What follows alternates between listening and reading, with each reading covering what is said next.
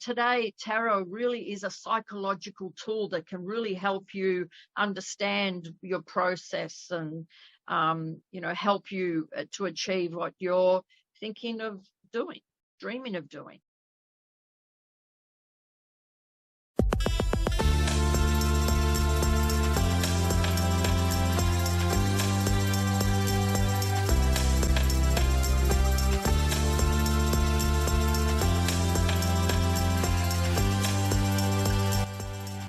Welcome to Wellness Spring, our one-stop shop for education, inspiration, motivation, and optimal wellness. Learn from top experts and exceptional people. Welcome everyone to Wellness Spring. Today I'm really blessed and honoured to be with a fabulous friend, Ruanna Segal, that I've met since I've been in Australia and travelling. She lives in Melbourne and just around the corner from my in-laws, and I've been to her lovely office, which you can see behind. And she is an extremely dynamic lady. She's gone from being a high-paid administrator for top jobs to, in 1990, she left this career to follow her esoteric passions and metaphysical studies. And now from there, she opened a healing centre in Kineton in Victoria. I probably pronounced that wrong. Kyneton. Central Victoria. And today she's offering a variety of programs, including tarot, Western astrology, numerology, one-on-one counselling, and spiritual development programs. And like myself, she's a Reiki master and teacher, and I'm an aromatherapist, and Ruanna is a wellness advocate and for doTERRA essential oils, and she's also an aromatherapist. And she's an author of Tarot Distinction book, and she can help you on all levels to be the best version of yourself.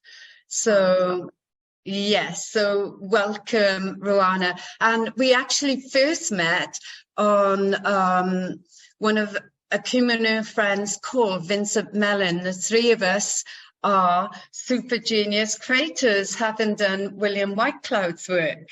So Ruanna is intuitive like myself, and obviously we're both super geniuses and we know how to tap into the super conscious.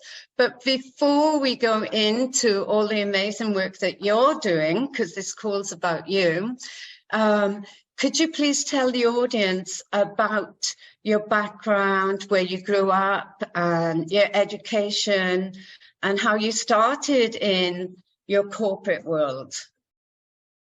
Well, I've always lived in Moonee Ponds, Melbourne, and I thought I'd never get out of here, but when I did get married, that's when we moved to Kyneton, and I was married for 20 years, and then I got divorced and came back to Moonee Ponds. And I'm actually living in it's a shop front with a dwelling at the back. And that shop front used to be my folks' milk bar. And wow. So I grew up in this place from when I was very little. And now, both my folks have moved on, and I've turned the shop into my little healing centre for myself, and I'm very comfortably living here. So I went to school around here, and, did the right thing and got that corporate job. I was a manager of an admin and for telecom back then. Now it's called Telstra, working at head office and in the city.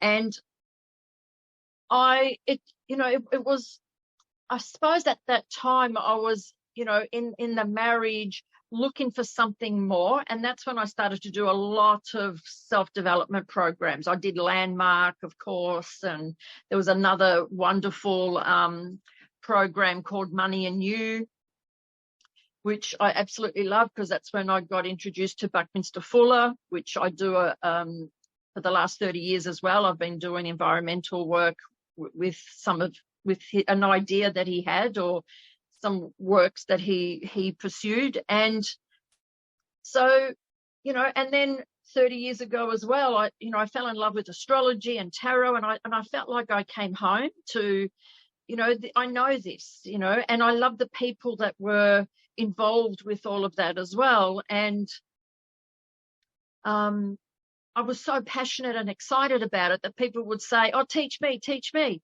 And 30 years later, I'm still teaching it. So, that's how I've sort of fell into it, like magic.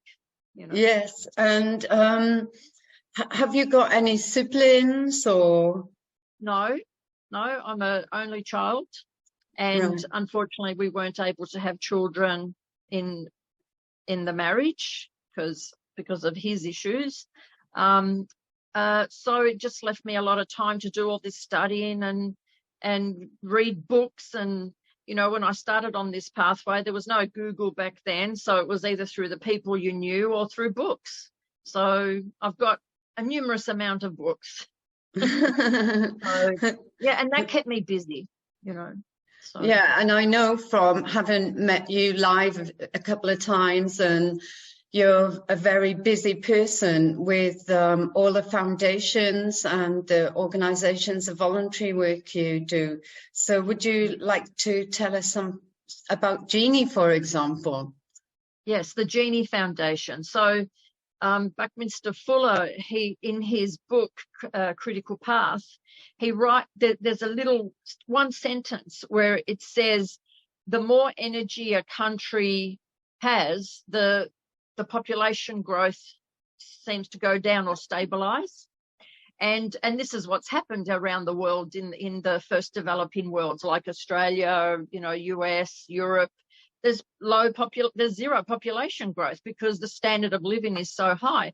But in the developing worlds, where there is no energy, they have so many children and half of them die, and there's no irrigation, sanitation. So I fell in love with this project. There were other courses I could have done, but I thought, if I just get involved with this project, all those lessons and learnings that I can get from those workshops, I can actually get it from this project and then actually do work in the project at the same time. So, and the whole project is about sharing electricity, renewable energy around the world, meeting the peak demand as it flows around the world, because that's when we need to actually start up a new generator, between that 11 a.m. and 3 p.m. in the middle of the day. And at the end of the day, what do? We ground the energy because we don't have batteries big enough to store all that energy. Whereas the GENI Foundation says, let's just move it along to the next time zone. Let's move it along to the next time zone. And slowly it'll come back around to us. So it's about connecting, all the continents on a continuous electrical grid, and sharing the abundant renewable energy that we can tap into.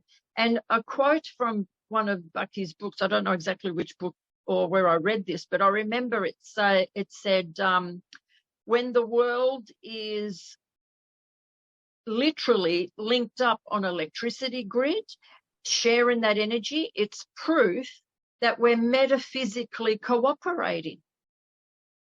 Wow. So that's where, I fell in love with this project, and it's the biggest world game I know to play.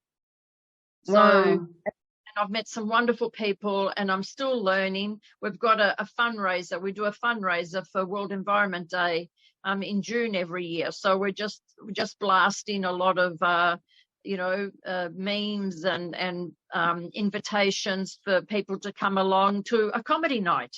Like, let's get together and have a laugh and raise funds for the projects that we do as well. So, yeah, it's a big project. Wow, wow. I'll put it in the notes as well so people can get in touch. And obviously, for the listeners, you can contact Ruanna directly and get more information. And because you talked about changes, what do you see or predict changes that are going to be happening in the foreseeable future? Oh, I think the change is already happening. And it happened in, what year was it? Was it December of 2021 when Saturn and Jupiter both went into Aquarius? It was on the 21st of December, which is the summer solstice here, and it would be the winter solstice where you are. And the 21st of December, so it's like a couple of days before Christmas Day, and these two planets were so close that it looked like they were calling it the Bethlehem star. And the elections in the US were on.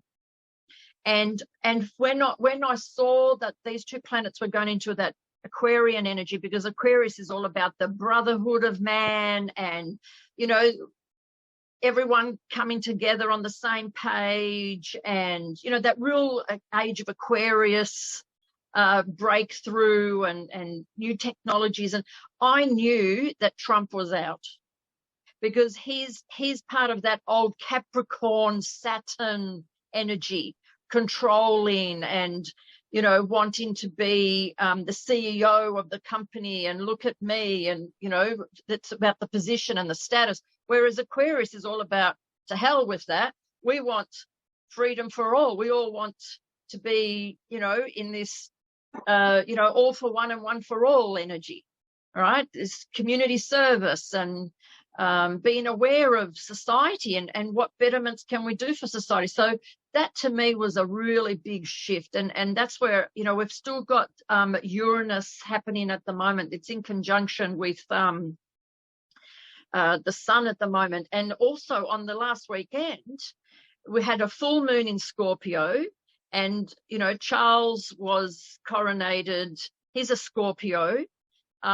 But also this Uranus and the sun energy, it's all about transformation. We're going through a major transformation, and it doesn't happen over just one weekend. Like, to me, it started in that 2020 through COVID, really. That was really brought us back to basics, didn't it? Yes. You know, so it's, and things have, you know, the Me Too movement was all happening, and, you know, so it's all about this transformational change. But the bottom line of it all is, we're all in this together, and it's how can we all benefit everybody, not just the few at the top. So that to me is the big change, which is all that age of Aquarius energy. Yeah, because everybody's saying, all the spiritual people I know at the moment are talking about, you know, we're moving into an era of love, peace and harmony, and everybody's shifting, and our vibration is raising higher. And even people who are not on their spiritual pathway yet, they are receiving information, and, you know, a lot of people are saying it comes through the water, the rain. And I know in Australia, for my 2.5 years there, I've been following the rain and the floods, and they're saying this is the way, because we all have to rise up and truly come from a heart space, and we all need to do this together. So you talked about the Me movement, or Me Too movement. Can you explain what that is for people who don't know?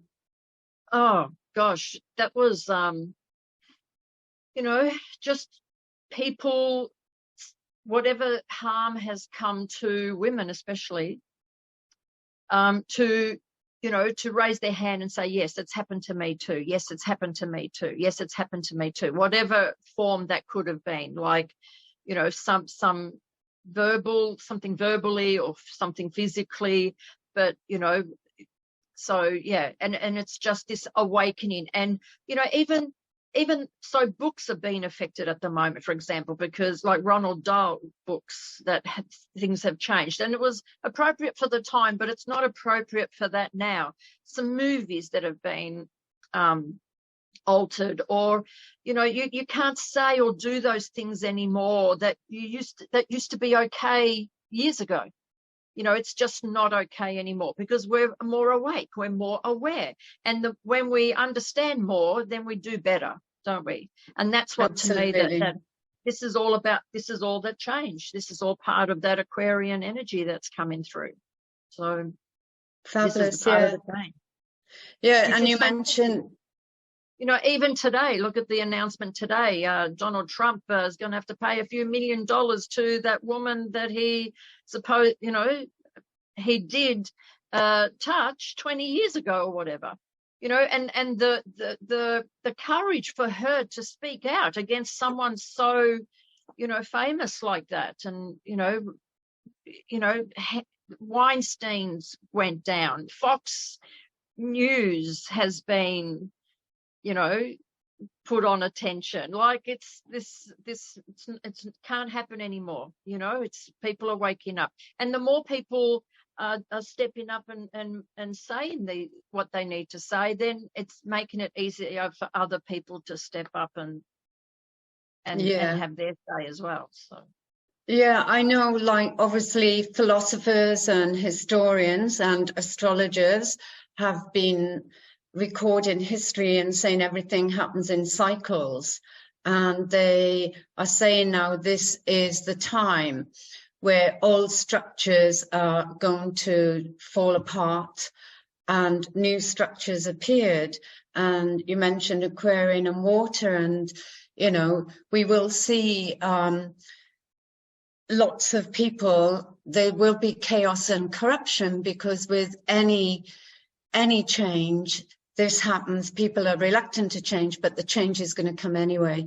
And like you're saying, people are standing up, and it's the era of power to the people, and people are having a voice and being heard. And also to the youth, we're having the youth being innovators and progressors and people coming together. They're saying this is an era of community and unity. So for the listeners, how can you support them? Like, what advice would you give them through this chaos? Because people, when I was growing up, gods were like, doctors were like gods, I should say. And the policemen were like gods, and the politicians, and you didn't have a voice. You'd be too frightened. You don't want to bring shame to the family if you speak out, and so forth. So what help is needed for them? Yeah. And, we still need doctors and police, and teachers as well. I heard a very interesting, he was a professor, and he said, why aren't kids learning that much in school? Why are the grades so poor? And it's because they've lost respect for the teachers. I saw on Facebook before, there was a student pepper spraying a teacher because the teacher took the phone away, because she was finding answers, doing research on her phone instead of from her mind. Like, we've lost that respect for teachers. We still need to respect. They still have their place in society, but what people need to do for themselves to deal with all this change is they need to meditate. They need to come back to the self. They need to journal. They need to maybe see a psychologist. They may need to have women's circle groups that get that support and love from one another. We can't just, there's a beautiful saying that you either step up and change with the flow, or you're going to get dragged through it. And if you need to, like, take responsibility for yourself. Why? Because it's your heart and it's your head and it's your life, and you have to take responsibility for yourself. Absolutely. So any workshop or books that you can read, anything that's going to help you to open up and just listen and be that little bit more aware is as simple as reading a book. It can be. Fantastic. And you talked about finding women's circles and so forth, because I really believe that women have to reclaim their power, because it's like the old-fashioned lampshades. Our light is already there, but now they have to remove the shade so they can feel and see the light, and also be a support for their children. And that's right. I've been lucky that I've got a book club that's been going for 14 years, and we get together like once every 6 weeks. But last year, so many of our parents passed away. We were all at each other's, funeral for the folks, supporting each other, just something like that. It was lovely. Yeah, it's really important to find your tribe, find your community, and like you said, support one another. And you talked about women and how we had the opportunity to change in the lockdown. And I know in Melbourne, you suffered the worst in Australia, but during lockdown, there was a lot of opportunities to grow and evolve and reinvent yourself. However, the domestic violence rose as well. And, I know this is a global problem, that women, the deaths in the world daily are outrageous. So how do you think women can deal with this? We need safe houses. We need people to, not, if it's a difficult subject, we can't just ignore it.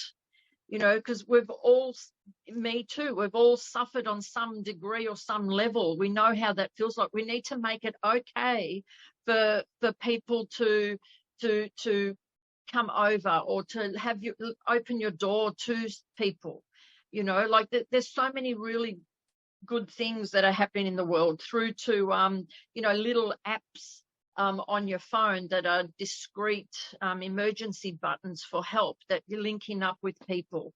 We need to talk about it more. We need to make it okay, not sweep it under the rug or turn our back to it, because in the olden days you don't talk about it. You go inside, you don't listen to the neighbor or whatever. Now we need to listen, we need to, and and it's all changing, because we've got a powerful thing called a mobile phone that records everything and films everything now. So it's just, it doesn't happen overnight, but we're definitely taking it to a better direction. Absolutely. Yes, because I think as well, if women are supported and they can get through these challenging times and know that they can seek help and seek advice. And obviously, I know in France, in Nice, for example, when I was living here, there was only like one safe house for 16 people. The rest are day centres, Monday to Friday, 10 till 4, and then you go back to the same situation. And, before it was certain cultures, but now it's like all backgrounds. So women need to stand in their power, reclaim their power, be the best version of themselves. So, for anybody listening, you need to reach out and find the support in community. And you mentioned meditation's a good way. I used to do meditation with a group once a month. A meditation, what I found, what people would say to me, because when I had my healing centre in Rose Bay in Sydney, for example, helping women there, initially they're too emotionally, distraught. So nothing would help them. So eventually they would, I teach them like a 5-minute meditation, or just even taking one breath. So that's an empowering breath, because just one breath is enough to calm your mind and bring you to the present moment. And then eventually, they would have hand massage, feet massage, and then facial, because the only touch they would have known was physical. So it's really important, because we're all equal. We all have the right to be happy and live a purposeful, meaningful life. And I think one way to do it as well, because you mentioned about the phones, you know, find your groups and, you know, find your tribe. And also, it's time to reconnect within and find your power within, and Correct. to go into nature and be with nature. Yes, nature is a real big one. You know, when you're stressed, just that walk in the park, or, you know, a picnic in the park, or, you know, just walking around the block and looking at people's front gardens and flowers, and nature is the best healer. And with nature as well, a hobby of some sort, like pottery or drawing, art, music, you know, some type of hobby that takes that, you know, those hobbies that you lose time and track of, and you're like, all of a sudden you realize, oh my God, it's 2 a.m. in the morning. I've got to get to bed because I've got to wake up in the morning. Like, just that simple thing that just takes you out of that horrible energy and puts you in that right space is healing. You know, it can be. I remember I used to be in a job that I didn't like, and I'd go to the toilet and I would just visualize that I was in a hammock between two palm trees, and I can smell the beach and I can feel the warmth of the sun. Just that 2 minutes of that visualization, I came out of that loo a different person, and I was able to like handle the rest of the day. Like these are, because everything's an illusion, right? So, yes, you know, if you're not happy, then you can recreate whatever you want, and your mind doesn't know any different. It thinks it's there.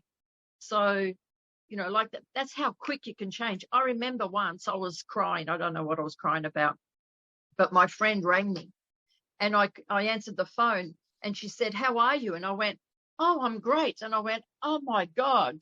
I was like, my mouth was aghast because I was crying miserably. And in 1 second, I changed my state. I was fine. I'm like, oh my God, you know, like that's how quick it can change. yeah. Because remember, we have 70,000 thoughts in our head. You are not your thoughts. You are the one listening to all of that. So you have to be really careful at what you're choosing to believe. You have to pick your thoughts like you pick your clothes to wear every day. Like that's the power, and that's your responsibility for yourself, right? Yeah, I totally agree. We have to take responsibility for our thoughts, and we can choose happiness. Happiness is a choice. And as you said, we get over 70,000 thoughts a day, and scientists say that 95% of them are the same negative, disempowering beliefs and programming that go round and round and round. And people could be living in a place with a beautiful view, like you can see behind me, of Sydney, where I was staying, but they don't appreciate the view because your mind is going around and around and around and around. Your eyes are open, but you're not seeing. So when we meditate, it gives us the opportunity of calming down these thoughts. And you hit the nail on the head when you talked about imagination, because imagination is key to creation. When you're in imagination, you are in the field of all that is. And, you know, it reminds us that we're not just these flesh and bones, you know, we are divine creators, and we can manifest the life that we deserve and desire. We can choose our purposeful, meaningful life, because, as you said, you can change it in one instant, one phone call, and your mood has changed from crying to happiness. And also, you know, your subconscious mind doesn't know the difference between real or perceived. So you need to start imagining and dreaming big and making it happen. That's right. You can always take it back to what's comfortable for you. But if you don't think big enough, how do you know you're never going to be able to create that? And you first have to have the thought, the idea, before you do anything with it. So this is, you know, our subconscious mind is very fertile ground, and you have to be careful what seeds you plant in there. You know, every time I hear someone go, oh, that never happens to me, or you know, I never get a car park there, I'm like, stop it. That's not true. You know, that's just your past experience. Doesn't mean it has to be your future experience. You know, you know, change that to say as of today, or in the past, that's what it was like. You know, leave it open for it to be whatever you want it to be in the future. You know, the universe is so abundant, it doesn't care if you go there, as they used to say in The Money and You. Spirit doesn't care, or the universe doesn't care if you go there with a bucket, a trailer, or a semi-trailer. It's up to you how open and how open you are to believing, to receiving that it's available to you. You know, how abundant are you? How passionate are you about it as well? You know, raise your vibration, because when your vibration is up, that's what makes you attractive. That's what attracts people to you. It's actual physical, it's a physics thing. It's proof, right? That through physics, how this works. The more attractive you are, the more you attract. Therefore, you become more attractive. Therefore, you attract more, and on it goes. Yes, like the law of attraction. Right. Yes. And for the listeners, Ruanna and I did the training with William Whitecloud, and I've done loads of other trainings as well. And we all have disempowering beliefs, which start from conception and beyond, because we're listening and learning from our parents. So fundamentally, we have 12 disempowering beliefs, and things are like, I'm not good enough, I'm not worthy, I'm invisible, I don't have the capacity, I'm not capable, and so forth. And it's a myth that we're going to get rid of them, but how we can evolve is by going, oh, when you're in tension and feeling stressed and anxious, you're usually replaying your dysfunctional beliefs and trying to prove them wrong. And tension is good because you can then go, oh, rise above, like you say, rise your vibration. And often I just do that with another conscious breath and put my hands on my heart and breathe up and say, what's the best thing for me right now? And I will go, look at me creating all this BS. I'm going to put that aside and I'm going to manifest, you know, I'm going to create. Or if I'm stressed, I put a random alarm clocks every day in my phone anyway. And when they go off, I've got the words like peace, love, or joy. And then I just take in a deep breath. And if it's peace, I breathe in peace. And I say, if I was come from a state of peace, what would I be doing now?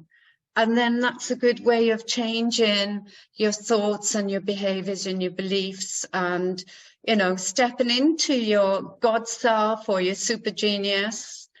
And so the world is crazy at the moment. So why do people come to you for tarot, for example, or a typical session?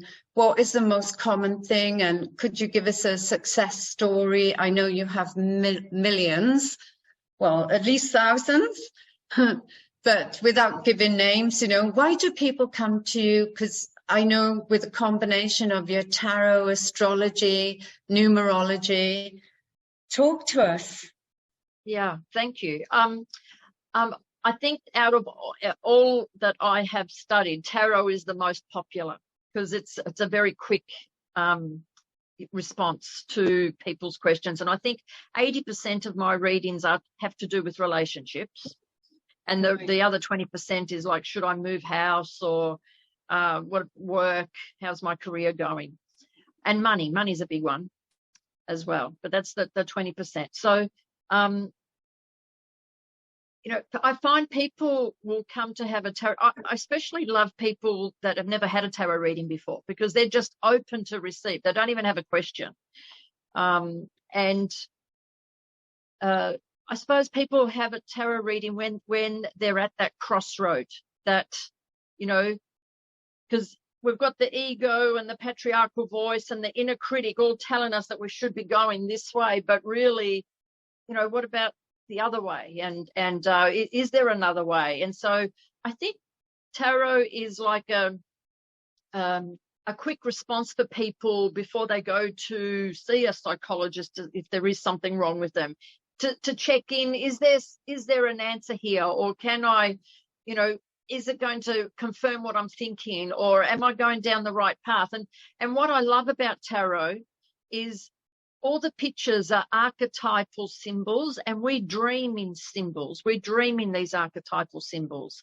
I teach in Singapore as well, and they have a different language, but the symbolism, the archetypal symbols are the same. So it's primal stuff. And so I see the picture, I can interpret the picture on the tarot card, but you're seeing the picture as well. And on some level, you understand what that image, that archetypal image means. I mean, look at dreams, for example. Whenever you have a dream, you say to your friend, oh, I had a dream last night, and you start interpreting the dream. You start talking about the dream, and you go, oh, that means this. That's tarot. That's what tarot cards, it's like interpreting a dream, interpreting a picture, interpreting a message here. And you have to like flush it out a little bit, because there's so many layers. When I do a reading for someone that knows nothing about tarot, I can only go so far, but with someone else that understands symbolism or, tarot, even dream work, we can go to another level. We can really dig deeper. We can see through it's showing. There's something here. So yes, people, when people do their courses with me in 6 months, they are a totally different person to what they were when they first started with me. It could be career change. It could be in a relationship, out of a relationship. I remember one lady, she just wanted to have a baby. And for the 6 months, that's all she focused on and worked on. And in 6 months' time, she was pregnant. She put that energy into it. It's all sorts of things that people want to, aspire to, or live overseas, whatever that can be. It's just fascinating. The cards will show you, yes, you are on track, because they're really positive images, or bright, number ones and aces and things like that. It's like, yes, it's new, it's good, it's you're going there. Or if they're heavy cards, worrisome cards, they can indicate, oh, I'm not going down the right path. Okay, now I know what I need to do. I need to go the other way. Like, it can confirm.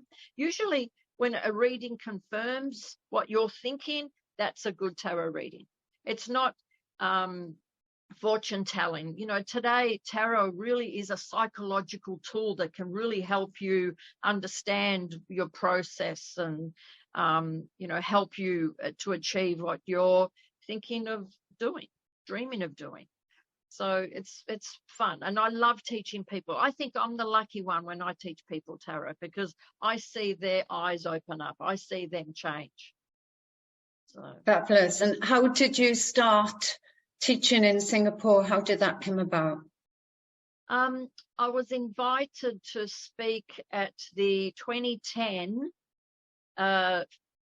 International Feng Shui Convention. Oh. He really liked what I did, and he invited me back the following year to teach. So he's like a grand master of Feng Shui in Singapore. So 7 generations of Feng Shui in his family, and he's now passed it on to his son, so the 8th generation.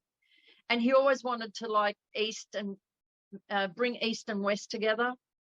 So and I was available to travel to Singapore and to teach over there, and I've been doing that ever since.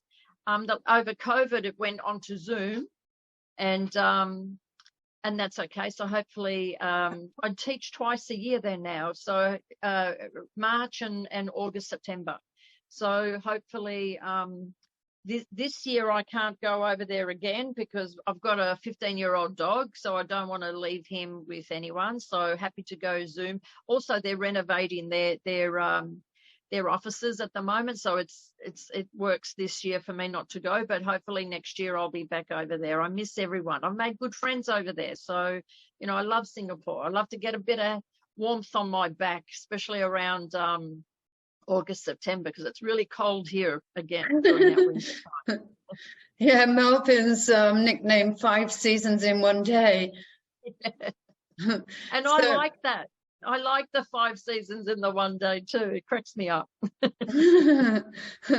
And yeah, because when I lived full-time in Nice and Monaco, I always carried a bag with different shoes. So I'd wear the flat shoes and then put the decent shoes on. And that reminds me, in Melbourne, whenever I visit the family, I've always got a bag with extra layers to put on just in case. And I guess that's about being prepared for change. And like you mentioned, you've been doing your work on Zoom. So, you know, how did the lockdown affect your business, for example? It didn't affect me at all. In fact, I even got busier because people were looking around for things to do. So I had, you know, all my classes that were from my shop opened up onto Zoom, and I had people coming in from interstate. And in fact, all my classes since COVID, I'm happy to leave them on Zoom at the moment because I'm getting people from Perth, New South Wales, Queensland. I email the handouts to people. If they can't make a class, I record the class. You know, it's just so much better, and people are comfortable in their own home, and, you know, they don't have to drive or go out in the 5 degrees in the one day business, and it's just opened it up for me. So I'm happy. I was very, nothing really changed for me during COVID. I've always worked from home and from my premises here, and it was easier. It just, you know, it was comfortable. I was comfortable. So plenty of work. Yeah. So obviously, because there's a different dynamics as well, because when you're live, you've got that live interaction and people face to face. Do you find body language, for example, because you're seeing a big screen with people on them, are they showing their emotions more, or, you know, how do you find that? Yeah, it does. You know, people still listen. I know they're still listening on some level. So whether they're in front of me or on Zoom, there's no difference. I remember when I first started my tarot career, I used to work on a telephone line for about 3 years. And I thought, how is this going to work over a telephone line? Well, after 3 years later, not even a telephone line's going to intervene or hold back the love energy. Like it's everywhere. So whether it's on Zoom or face to face, it doesn't matter. In fact, before Zoom, I used to always do readings or teach with Skype. So, you know, I think since COVID, Zoom is a far better quality app. And I really like creating the breakout rooms when it's time to practice readings on each other. And I go in and out of all the rooms so that it's like a nice little intimate room for them, rather than, you know, spreading out on the table and there's no room for anything. So it's fun. Oh, and people that don't know technology, then they get to learn the technology, which is great, you know. So they're learning to change and to go with the flow as well. Yeah, well, when I got into Williamsburg and became a facilitator, I was a dinosaur with technology, and now I just breathe through it. And like you say, the breakout rooms are great. Yeah, I feel so comfortable. And I think, like you mentioned, love, it's all about the heart connection. When you speak clearly, and also I think it brings authenticity, because everybody's eyes are on you and they can see you clearly, so they can pin you and you're just you on the screen. And people know when you're speaking your truth.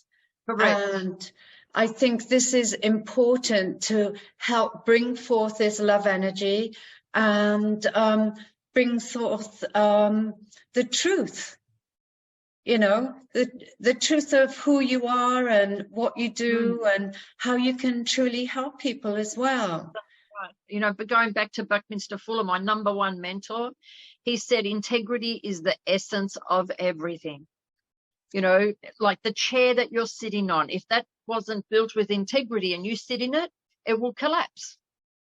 He said truth. There was a little bit in the book, a young child asked him, what was the most important discovery you ever made? Because Buckminster Fuller received 47 honorary doctorates for his work for humanity and the environment, unheard of. And he still holds the longest list of who's who in the world, from author, poet, pilot, futurist, like you name it, right? And so the boy said, what's the most important discovery you ever made? And he said, the importance of truth. And I don't know if you can see there's a map up there. Yes. I wonder if I can show it.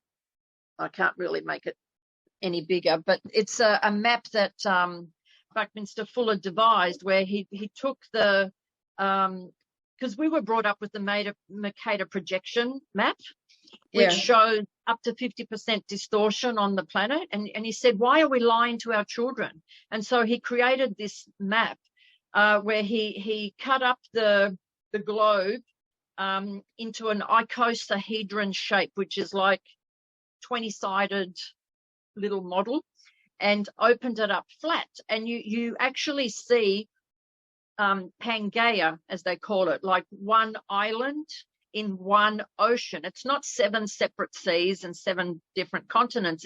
It's one island in one ocean.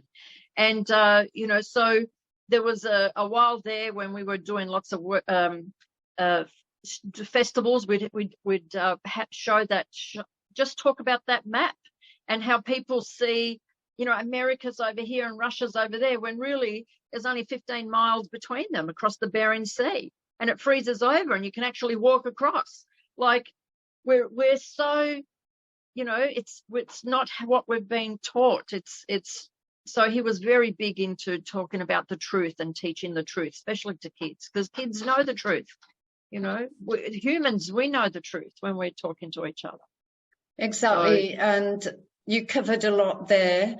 And I think maybe you can take a photograph later and add it to the chat. And if you send it to me, I'll put it out with the replay when we put it on YouTube, etc.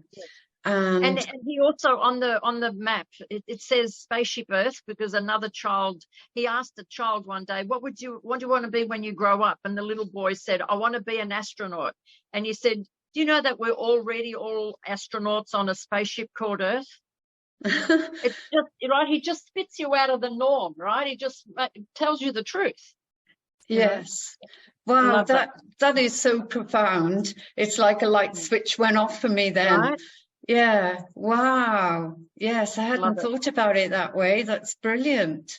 And I think children are our future, you know, and it's so important to respect that and give the power to the children and the youth. So, you know, Brian and I, it gives them hope.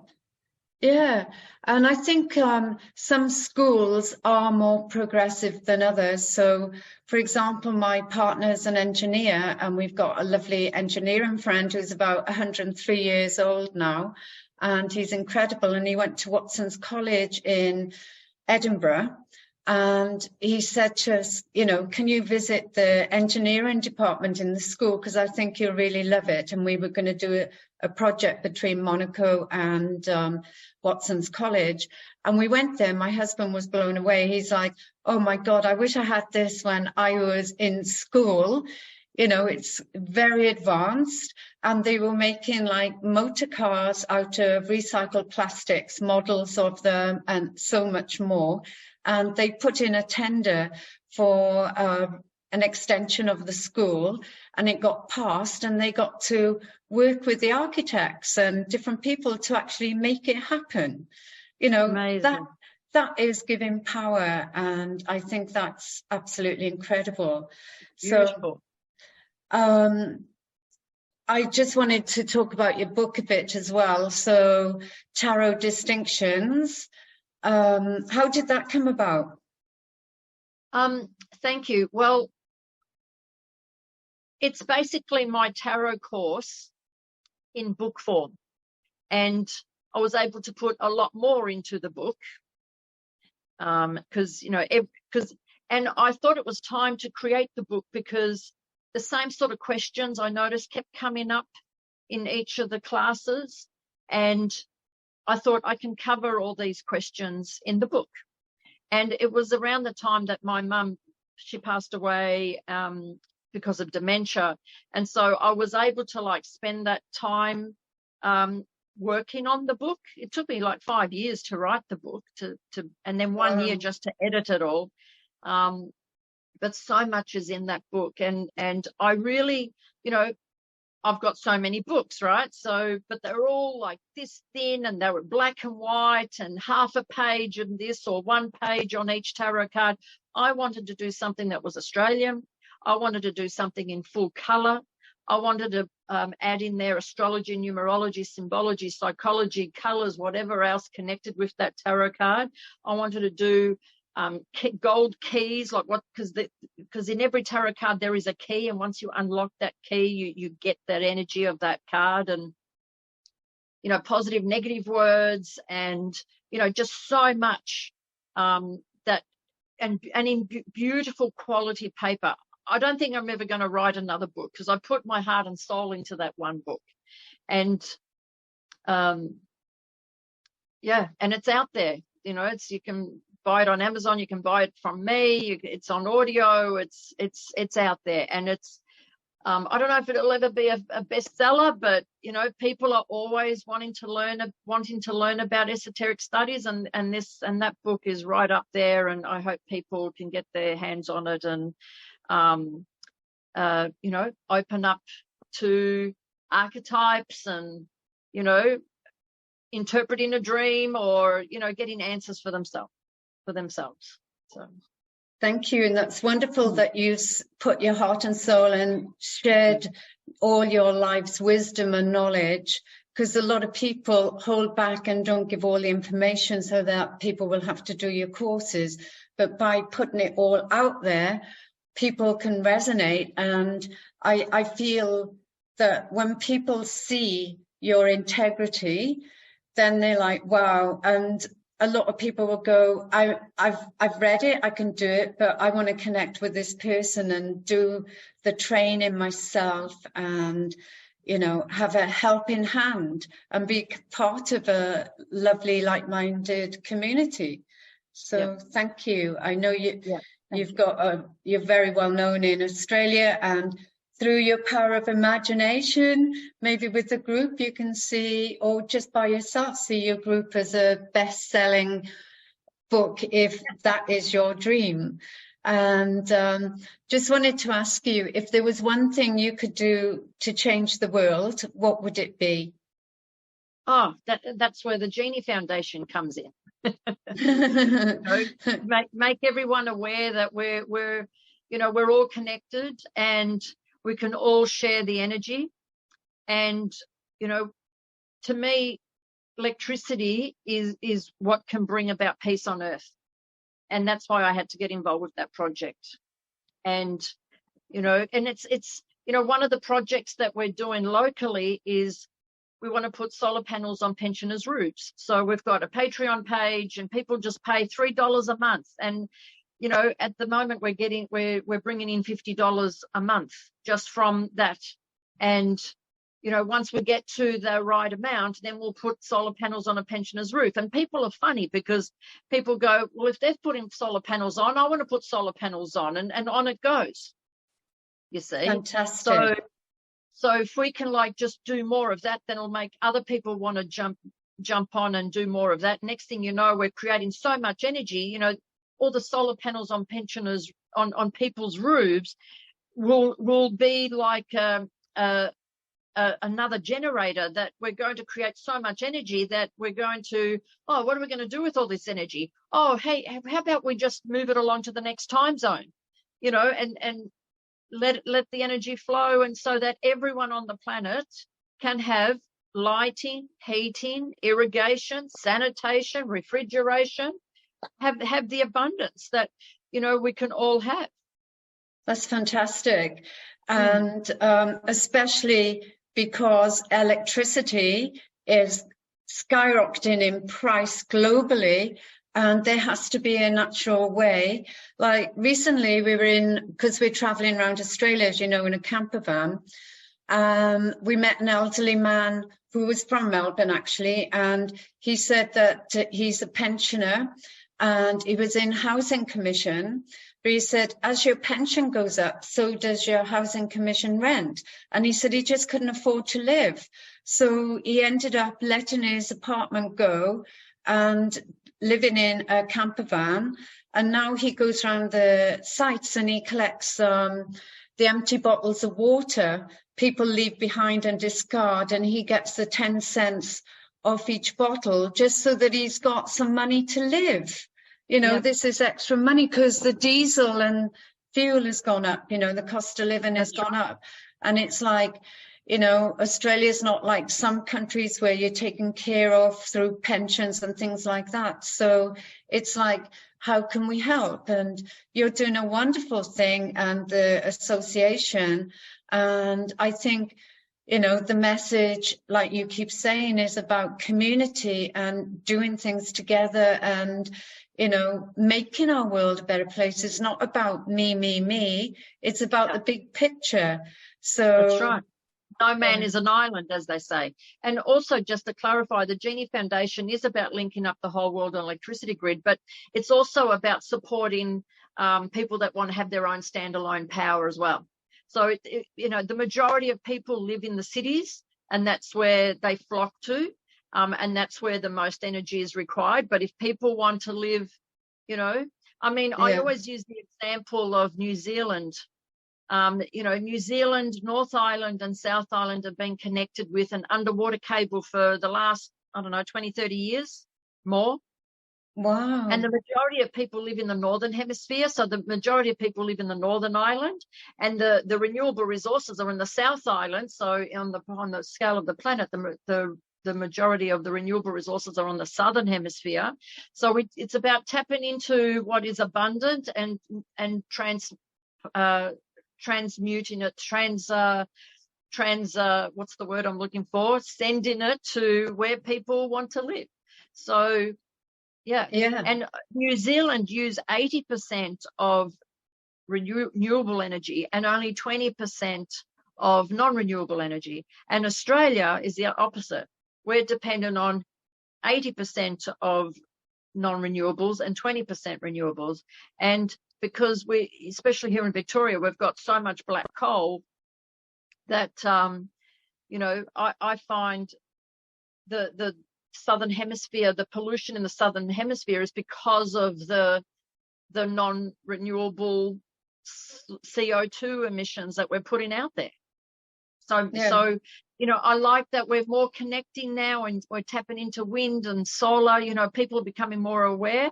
Buckminster Fuller said, as we, you know, use what we're using now, but as we need new power stations, let's all connect on the same electricity grid. So he talks about the high voltage DC, because some countries now use AC, other countries use DC, other countries use AC DC. You know, so it's about all connecting on that one type of grid, and then we'll be able to like share that energy around. I also use the example of how in Australia, for example, in every different state had its own train gauge until they worked out, hey, if we had the same train gauge, the train can go from Queensland through New South Wales into Victoria. So, you know, why did they do different train gauge? Why have we got different power usages around the world? But as we're becoming more connected, and some countries in Europe, for example, to stop another country using nuclear or non-renewable sources, they've gone, we've got so much abundant of this. How about we share this energy with you for free, you know? And also I'm aware that on many peace programs, like between North and South Korea, for example, or the PLO and Israeli, one of the first item on that agenda is to share electricity, to share energy. Like, it's just, you know, we're so dependent on it now that, you know. No, it's wonderful. And that's I can keep going on about it. Yes, and I'm aware of the time as well. I know you're going to a wonderful event tonight. So on that note, look at the GENI Foundation, everyone, and thank you so much. And Tarot in Action. Pages, absolutely, yes. Yeah. So thank you, Ruanna, for giving up your precious time and sharing your amazing, wonderful tips and knowledge and wisdom. And keep shining, keep smiling, keep thriving, and keep being who you are. Thank you.